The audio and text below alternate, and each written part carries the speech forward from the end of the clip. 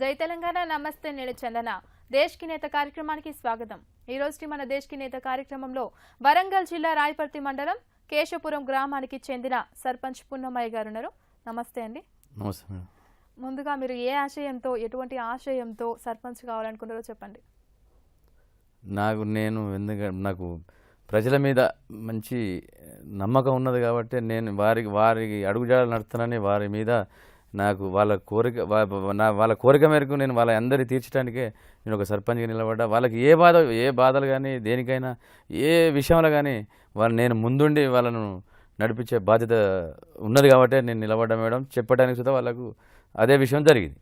Elections కు ముందు ఎటువంటి హామీలు ఇచ్చినారు? ఎలక్షన్ల ముందు ఆమెలు ప్రతి సెంటర్లో ఒక్కొక్క ₹1,00,000 పెట్టి దాన్ని నేను బడ్జెట్ ఎక్కడి నుంచి ఏం చేయాలని గుంజుకొచ్చి ఎంపీ దగ్గర నుంచి ఎమ్మెల్యే గారి దగ్గర నుంచి అయినా గుంజుకొచ్చి ప్రతి సెంటర్లో ఒక లైట్స్ పెడదాం అనేది ఆమెలు అదొకటి ఇచ్చిన, గ్యాసులు ఇస్తానని చెప్పిన, మన ఈ రోడ్డు సీసీ రోడ్డు పోస్తానని చెప్పిన మంచి ఆమెలు ఇచ్చిన నేను మీ వెన్నెంటు అనేది చెప్పడం జరిగింది। అందువల్లనే నాకు ఈ రెండోసారి గెలిపియడం జరిగింది। మీరు మొదటిసారి కాకుండా రెండోసారి కూడా సర్పంచ్గా గెలిచినారంటున్నారు? మొదటిసారి కాకుండా రెండోసారి సుధా నన్ను జనాలు నేను వద్దన్నా కానీ నన్ను ఇంట్లో నుంచి బయటకు గుంజాను, నువ్వు ఉంటేనే బాగుంటుంది అనేది మన ప్రజలు కోరుకున్నారు। మొదటిసారిగా గెలిచినప్పుడు ఎటువంటి అభివృద్ధి చేసినారు గ్రామానికి? మొదటిసారి గెలిచినప్పుడు మేడం అప్పుడు మాకు స్కూల్స్ లేకుండే, నేను హై స్కూల్లో ఒకటే దాంట్లో మళ్ళీ అప్పుడు తీసుకొచ్చి మన మంత్రి గారి దగ్గర పోయి శాంక్షన్ చేయించి నేను ఒక బడిగా మళ్ళీ హై స్కూల్ ఒకటే రూమ్ ఉండే మేడం, అక్కడ కట్టినా। మళ్ళీ తర్వాత మళ్ళీ ఇప్పుడు పెద్దది కట్టిస్తున్నా। అక్కడ ఏమి ఇబ్బంది అక్కడ వాటర్ సప్లై సుతా లేకుండే, అక్కడ ఒక బోర్ వేయించిన। మా దగ్గర ఒకటే మేడం కరెంటు సమస్య జర ఎక్కువ ఉంది, ఎందుకంటే మాది పెద్దది 11 kV, గత ఒక 20-40 ఏళ్ళ కింద 11 kV అనేది మా విలేజ్లో ట్రాన్స్ఫారాలు చాలా ఉన్నాయి, ఎందుకంటే ఒక 50 ట్రాన్స్ఫారాలు ఉన్నాయి మా దగ్గర। బోర్లు బావులు ఒకవేళ చెరువు నిండినా కానీ చెర్లల నుంచి నీళ్ళు తీసడానికి వీలు లేదు, ఎందుకంటే అందరికీ కింద బావులు బోర్లు ఉన్నాయి కాబట్టి తీయకుంటుంటే గ్రౌండ్ వాటర్ ఉంటుంది అనేది ఒక ఛాలెంజ్ చేసి ఆ తూములు కూడిపోయడం। ఎందుకంటే దాంట్లో నుంచి ఒక చుక్క బయటికి తీయడం లేదు, వెలలతో కానీ నీరు కలగలుగుతుంది అందరు చెప్పి ఏం పోయినా కానీ ట్రాక్టర్ పెట్టి మొరం పోపించడా ఏం పోపించడా అనేది ఆ కార్యక్రమం చేపట్టినాం। ఆ వాటర్ తీసడానికి రూల్ లేకుండా చేసినాం మేడం। ఓకే, ఎన్నికల్లోకి వచ్చే ముందు ఎన్ని డబ్బులు ఖర్చు పెట్టినారు? డబ్బులు అంటే మేడం తండాలు ఉన్నాయి, విలేజ్లు ఉన్నాయి కాబట్టి మా అంటే ఒక 30-40 వేలు ఖర్చు పెట్టాం మేడం। అంతకంటే ఎక్కువ ఖర్చు పెట్టలేదు? అంతకంటే ఏమేమి ఖర్చు పెట్టలేదు మేడం। నన్ను ఖర్చు పెట్టినా వాళ్ళు ఎదటోళ్ళు ఎంత పెట్టినా కానీ నువ్వైతే పెట్టగానే నన్ను జనమే అన్నారు, నేను పెట్టలే మేడం। ఓకే, జనంలో మీ పైన మంచి అభిప్రాయం ఉంది అని అర్థమవుతుంది మీరు చెప్పే మాటల్లో। ఇంకా చెరువులలో పూడిక అది ఇది అని చెప్పేసి అంటున్నారు కదా మీరు, అంటే చెరువులలో నీళ్లు లేవా ఇంతవరకు మీరు అంటున్నట్టుగా? నీరు ఉన్నది మేడం, చెరువులు నిండుతాయి కదా, నీరు బయటికి తీయకుండా, ఎందుకంటే పూటికే అంటే ఇప్పుడు ఎండాకాలం వరకు కొంత తగ్గుతుంది మేడం, పై నుంచి వెళ్ళి పెట్టి ఈ చేసలేదు। నేను వచ్చినప్పుడు అక్కడ ఫీల్డ్ అసిస్టెంట్ లేడు, ఒక కారోబారు లేడు, నేను అక్కడ ఉండి ఒక వ్యక్తిని పిలిచి మంచి చదువుకున్నవానికి ఫీల్డ్ అసిస్టెంట్గా పెట్టి మంచి, ఎందుకంటే వాళ్ళని ఒకటేంటంటే లంబడోళ్ళను ఎస్టీ వాళ్ళని ఒక గ్రూపు, వీళ్ళని ఒక గ్రూపు, ఒక 40-50 గ్రూపులు చేయించి ఎక్కడ ఏ వాగ్ కానీ ఏ చిలకకెళ్ళి కానీ ఏది కానీ ఆ పనులు మాత్రం స్టార్ట్ చేయించిన మేడం, ఇప్పుడు సుధా చేస్తున్నారు। రైట్, మీరు చెప్పినట్టుగా ఇప్పుడు రెండోసారి గెలవడం అంటే మాటలేం కాదు, మొదటిసారి గెలిచినప్పుడు ఎంతో కొంత మంచి జరిగి ఉంటేనే, ప్రజలకి మంచి అభిప్రాయం ఉంటుంటేనే గెలిపించుంటారు। అయితే ఇంకా ముఖ్యమైన సమస్యలు మీ గ్రామంలో ఏమేమి ఉన్నాయి?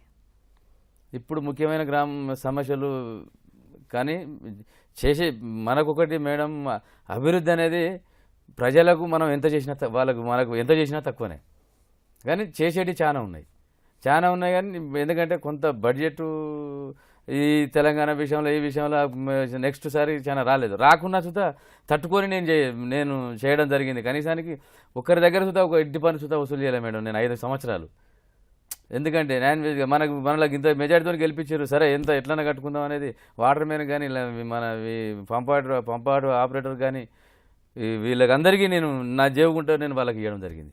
మీ దగ్గర అసలు నిజానికి ఎంతమంది ప్రజలు ఉన్నారు? మా దగ్గర 3000 మంది ఉన్నారు మేడం। ఈ 3000 మందిలో ఎంతమంది వ్యవసాయం మీద ఆధారపడి ఉన్నారు? 3000 మందిలో కనీసాన్ని ఒక 2000 మంది వ్యవసాయం మీద ఆధారపడి ఉంటారు। మిగతా 1000 మంది? 1000 మంది అంటే అందరికీ లేదు కదా మేడం, అందరికీ భూమి జాగా అనేది లేదు కదా, ఇప్పుడు కొద్దిగా ఉన్నది, ఒక ఎకరం ఉన్న వాళ్ళు ఉన్నారు, 2 ఎకరాలు ఉన్నారు, 3 ఎకరాలు ఉన్నారు, ఒకరికి కొంతమందికి ఒక 10-20 మందికి లేని వాళ్ళు ఉన్నారు, ఓకే. మరి ఇప్పుడు మిగతా 1000 మంది 1000 మందికి మళ్ళీ ఈయన పక్కమడి భూమి కానీ ఏది కానీ కౌలుకు తీసుకొని వాళ్ళు చేయగలుగుతారు, చేస్తారు మేడం. వాళ్ళ కౌలు ఇచ్చుకుంటూ వీళ్ళు ఎందుకంటే మన ఎవరైనా మా భూమి జాగా ఉన్నోళ్ళు మేము చేయలేమురా వాళ్ళకైనా మాట్లాడి అంటే వాళ్ళకి మాట్లాడియడం అక్కడ చెప్పడం జరుగుతుంది. ఓకే. రైతులకు వర్షాకాలం వచ్చినప్పుడు అంటే వర్షాలు కురిసినప్పుడు మాత్రమే సాగునీరు అందుతుంది అనుకోవచ్చా? మీ గ్రామంలో నీటి వసతులు, సాగునీటి వసతులు కరెక్ట్గా ఉన్నాయా? మాకు వర్షం పడితేనే వాటర్ వస్తున్న సమస్య ఏం లేదు మేడం. వర్షం వచ్చినా రాకున్నా మాకు నీటి సమస్యలు అయితే ఏం లేవు విలేజ్లో. ఓకే.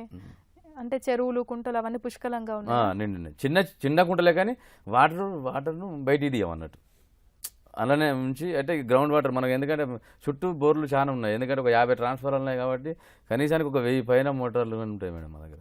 1000-2000 మోటార్లే ఉన్నాయి. ఓకే. అంటే భూమి లోపల నుంచి వచ్చే నీరు, బోర్ గుండా వచ్చే నీరు చాలా ఎక్కువగా ఉంది మీ గ్రామంలో. బాయిలు కానీ బోర్లు కానీ ఉన్నాయి. అంటే మీ గ్రామంలో ఉన్న రైతులు వ్యవసాయం పట్ల చాలా అంటే మనకు ఎక్కువ పత్తి, వరి బాగా పండిస్తారు మీ దగ్గర. అంటే మిగతా పంటల పైన అవగాహన లేదా మీ దగ్గర? ఉన్నా కానీ చేయలేము మేడం. ఇక అది ఎందుకంటే వాటర్ ఉన్నది కాబట్టి కంపల్సరీ ఎవరు చూడు వరి బీపీటీ పెట్టడం చేయడం అంతే. అంటే వేరే పంటల గురించి అవగాహన కల్పించడానికి ఈ అగ్రికల్చర్ ఆఫీసర్స్ వస్తారు మేడం, వస్తారు. వాళ్ళని అగ్రికల్చర్ వస్తారు. నేను వాళ్ళు 6 నెలలకు 3 నెలలకు వచ్చి మీటింగ్ పెడతారు. టామ్ చేయించి ఆఫీసర్ వస్తాడు, అగ్రికల్చర్ ఆఫీసర్ వస్తాడు, వచ్చి మాట్లాడతారని చెప్తే ఆయన నాకు రకరకాలుగా చెప్తూనే ఉంటాడు. ఆయనకి ఈ పంటకి ఇది, పల్లికాయకి ఇది, పత్తికి ఇది అన్నిటికీ చెప్పిపోతాడు. కానీ వాళ్ళు మనకు ఎందుకంటే మన ఇక్కడ స్టేజ్లో ఏంటంటే వాళ్ళు వరి పెట్టుకుంటే ఏ రంది ఉండదు అనేది సమస్యల. ఎందుకంటే వాటర్ లేకపోతేనే కొద్దిగా ఇబ్బంది, వాటర్ ఉన్నది కాబట్టి కంపల్సరీ పెట్టుకుంటారు. అంటే వేరే పంటలపైన అసలు అవగాహన లేదని అర్థమవుతుంది. ఉన్నది మా దగ్గర పంట లేదు. మొక్కజొన్న వేస్తాం, పల్లికాయ వేస్తాం, పత్తి, పెసర్లు, నువ్వులు అన్ని ఎవరిని ఏని పంట లేదు.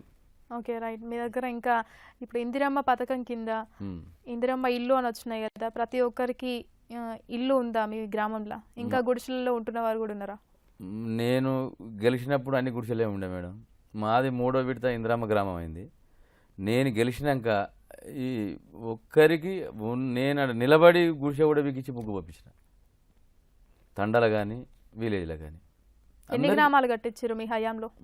మన హయాంలో 450 ఇల్లు కట్టించిన మేడం. 450 ఇల్లు? 450. మాకు 600 శాంక్షన్ అయినాయి. ఓకే. అంటే ఇంటికి తోడుగా ఇంటింటికి మరుగుదొడ్లు అని కూడా ఒకటి వచ్చినాయి కదా, మరుగుదొడ్లు కూడా అందరికి అందుబాటులో ఉన్నాయా? మరుగుదొడ్లు ఇప్పుడు 290 శాంక్షన్ అయినాయి మేడం. అదే ఫీల్డ్ అసిస్టెంట్ నేను నిలబడి ఫోటో తీపిచ్చి అది సుధా ఒక 200 దాకా ఈ స్లాబ్ లెవెల్ అయినాయి. అంటే ఇప్పుడు మరుగుదొడ్లు అందరికి అందుబాటులో ఉన్నాయా? మరుగుదొడ్లు అందుబాటులో ఉన్నాయి మేడం. ఇంకా కట్టుకునే వాళ్ళు ఎంతమంది ఉంటారు? ఇంకా కట్టుకునే వాళ్ళు ఉన్నారు, చాలా మంది ఉన్నారు. ఎందుకంటే శాంక్షన్ లేక ఆగుతారు వాళ్ళకు ఇది అతి త్వరలో వాళ్ళకి శాంక్షన్ చేపించి కట్టించి ఏర్పాటు చేస్తారు. అంటే ఇంకా అసలు మరుగుదొడ్లు లేని వాళ్ళు ఎంతమంది ఉంటారు మీ గ్రామంలో? అంటే విలేజ్లో ఉన్నారు మేడం, కామన్గా అందరికీ ఉన్నాయి. కానీ తండాలు ఉన్నాయి కదా, జంగల్గా ఉంటారు వాళ్ళు, అడవిలో ఉంటారు కదా. ఓకే. మౌలిక వసతులు అంటే ఇప్పుడు వీధి దీపాలు అలాంటివన్నీ అందుబాటులో ఉన్నాయా? వీధి దీపాలు అన్నీ అందుబాటులో ఉన్నాయి మేడం. అంటే వీధి దీపాలు వేపియాల్సిన బాధ్యత మీ పైనే ఉంటుంది. నేను ప్రతి పండుగ కానీ, దుర్గమ్మ పండుగ కానీ, బోనాల పండుగ కానీ, ఏ పండుగ కానీ నేను వసూలు చేయకుండా చూద్దా నా చేయకుండా నా దగ్గర లేకుండా ఒకరి దగ్గర నడకపోయి తెచ్చి వెలిగించే బాధ్యత నా మీద ఉన్నది. నా మీద వాళ్ళకి నమ్మకం ఉన్నది, వారి మీద నాకు నమ్మకం. ఓకే.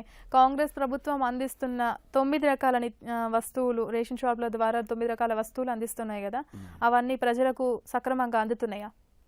సక్రమంగా అందుతున్నాయి. మనం కంపల్సరీ ఎందుకంటే ఇందులో ఈ సిస్టమ్ ఏంటంటే మేడం, మనం ఒకవేళ డీలర్ దగ్గర మంచి ఎందుకంటే ఇప్పుడు డబ్బులు ఎక్కువైతున్నాయి కదా మేడం. ఎందుకంటే డీలర్ దగ్గర కెపాసిటీ ఉండాలి. ఇప్పుడు ఎందుకంటే అన్ని రకాల వస్తువులు కట్టాలంటే పప్పు, కందిపప్పు, ఉప్పు, కారానికి అన్నిటికీ ముందుగానే వసూలు చేసే టైం అవుతుంది. ఇప్పుడు ఎందుకంటే వారి దగ్గర ఉన్నా లేకున్నా మీరు కడితేనే 5 రకాలు వస్తాయి, మీరు కట్టకపోతే మాత్రం రావు అనేది. అంటే ఇప్పుడు 9 రకాల వస్తువులు అయితే వస్తున్నాయి మేడం. 9 రకాల వస్తువులు వస్తున్నాయి అంటున్నారు. మరి అవి ప్రజలకు కరెక్ట్గా అందుతున్నాయా లేదా? ఇంతకీ అందుతున్నాయి. వచ్చినాక మన పేరు మీద మనకు వచ్చినాక ఎవరికి పోతే పక్కా మన ఎంబడి పడుతున్నారు వాళ్ళ డీలర్లు. మీ పేరు మీద వచ్చినాయి తీసుకపోండి, మీరు లేట్ చేయకుండా. ఓకే. ఈ వెనకటి నుంచి వస్తున్న కుల వృత్తులు ఇంకా అమలులో ఉన్నాయా? అంటే కుమ్మరోళ్ళు కుండలు చేయడము. ఇప్పుడు వాళ్ళ వాళ్ళ వెనకటి నుంచి వెళ్ళి వాళ్ళ వృత్తి తప్పరు మేడం. కుమ్మరోళ్ళు మా దగ్గర కుమ్మరోళ్ళు చూస్తున్నారు. ప్రతి బోనాలకైనా మా చుట్టుపక్కల ఇంకా మిగతా విలేజ్ల నుంచి వచ్చి మా దగ్గర తీసుకొని పోతారు. ఓకే. ఇప్పుడు కుమ్మరోళ్ళు కరువు అయితే కుండలు తయారు చేయడానికి వేరే మిషన్లు అయితే ఏం రాలేదు. మిషన్లు అయితే ఇప్పుడు కుమ్మరోళ్ళు పోతే కుండల తయారీ అనేది వెనకబడిపోతుంది. సో వాళ్ళకి ఎంకరేజ్మెంట్గా అంటే వాళ్ళని ఎంకరేజ్ చేయడానికి మీ వంతు కృషిగా ఏమైనా చేశారా? నేను వాళ్ళ కృషి అంటే మేడం, నేను వాళ్ళు అడిగిన దానికి నేను దేనికి వెనకకు రాలేదు.